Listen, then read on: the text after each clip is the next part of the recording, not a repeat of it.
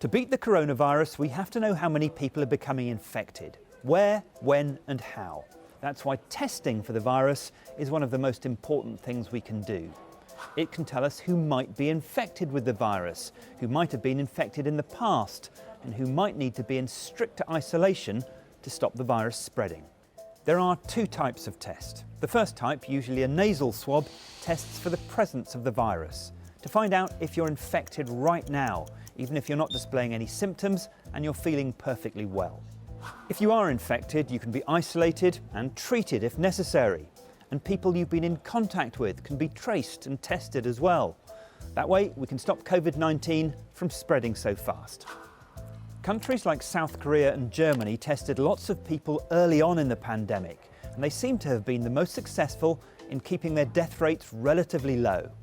Other countries, including the UK, are scrambling to catch up.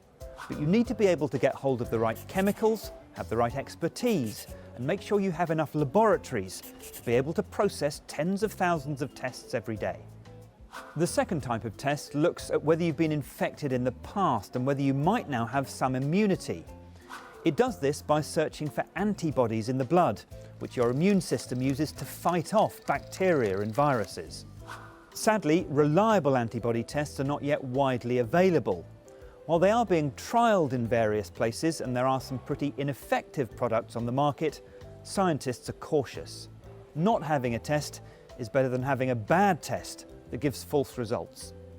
It will be a huge help if a reliable antibody test that can be mass-produced can be developed soon.